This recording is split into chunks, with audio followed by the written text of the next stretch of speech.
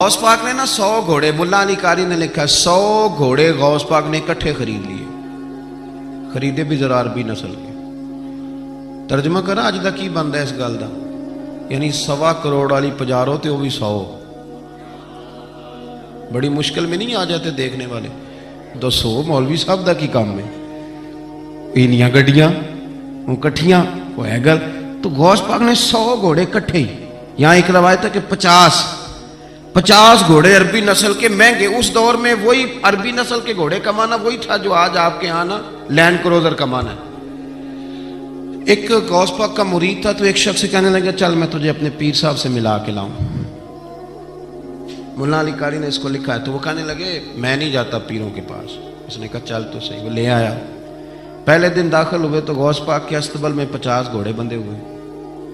पहला ही शिकवा, कहने लगा यार गुस्सा ना करना। यही होती है ना बातें, स्टाइल भी यही होती, गुस्सा ना करना। वैसे एक घोड़े से भी काम चल ही सकता है। आपको पता है ना, बड़ा बड़ा लोगों को याद आता है गरीबों की बच्चियां और फलानी शय और गरीब और ये बड़ी बड़ी चीज़ें याद आ, उसको भी याद आ गई। गुस्सा ना करना। मैं अब उस बेचारे के पास जवाब भी कोई नहीं था कि हजरत साहब बात तो ठीक ही है, लेकिन जब आप किसी के हाथ पे बैत कर लेते हैं ना, फिर आपका इन कहानियों में उलझना बनता नहीं।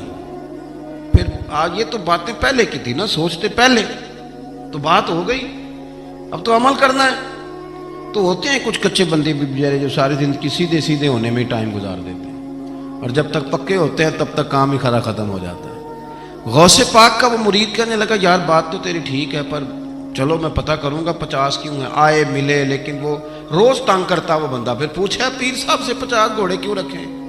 फिर पूछा पीर साहब से। ये उस शख्स ने लिखा है जिन्होंने मिशकात की शरह भी लिखी है। मैं सूफी दरवेश की बात नहीं कर रहा, एक मुहद्दिस की बात कर रहा हूं जिन्होंने बात लिखी है। फरमाने लगे वही बंदा एतराज करने वाला बीमार हो गया, जिगर में कोई ऐसी तकलीफ हुई कि बगदाद के सबसे बड़े तबीब ने कहा कि तेरा इलाज सिर्फ एक सूरत में मुमकिन है कि अरबी नस्ल का घोड़ा हो, उसे ज़िबा करेंगे, उसका जिगर निकालेंगे, वो तुझे खिलाएंगे दवाई में, और 50 घोड़े होंगे तो ठीक होगा। अब मसला जब यहां तक पहुंच गया तो मरता क्या ना करता।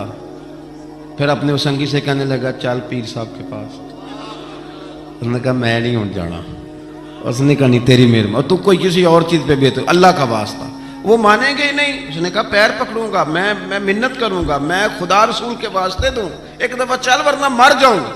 अब मरने वाला बंदा क्या करे, जब मौत सामने नजर आए तो गया गौस पाक के पास और कहता सारे रास्ते सोचता गया कि पैरों पे सर रखूंगा, पगड़ी उतारूंगा, ये करूंगा, मिन्नत करूंगा, माँ की बात सुनाऊंगा, अपनी बहनों का वास्ता दूंगा, बड़ा कुछ करूंगा, हुजूर आ उसके सदके मान जाए, छोटे बच्चों की बात सुन। सारे रास्ते तैयारी करता गया, लेकिन जब गौसे पाक जिलानी की ड्योढ़ी में कदम रखा तो शेख अब्दुल कादिर जिलानी देख के मुस्कुराए। फरमाने लगे ओ यार तुझे बड़ा शिकवा था मेरे घोड़ों पे। असल में ना तो एक दिन मेरी गली से गुजर रहा था, मैंने तेरे माथे पे नजर डाली तो समझ आ गई तू बीमार हो जाएगा, और तेरा इलाज भी 50 घोड़ों से होगा। मैंने 50 क्या करने थे, मैंने तो तेरे लिए मंगा के रखे हुए। कुछ तो मजबूरियां रही होंगी, यूं ही कोई बेवफा नहीं होता। ओ खुदा के बंदे तेरे लिए रखे हैं, फरमाया चारा डालने की भी जरूरत नहीं, वो मेरे मुरीद ही डालेंगे। तू रोज आया कर, एक ले जाया कर, अपना इलाज करा। करने लगा हुजूर मुरीद कर ले। फरमाने लगे जो इतने इम्तिहान लेके बैठ करे उसे नहीं किया करते, तो मुरीद ही है, तू ले जा खा।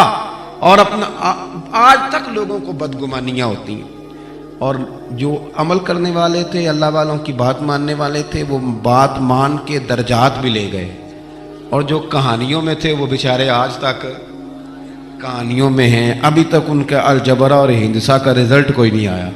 अभी तक यहाँ कहानियाँ। इन बुजुर्गों की तालीमात पर अमल करें।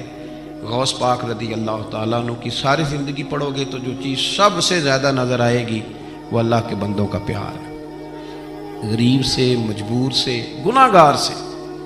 गुनाहगार के साथ आपका प्यार ये है कि आप उसे नेकी की तरफ माइल कर दें। गुनाह इंसान को खा जाता है, घिन की तरह चाट जाता है।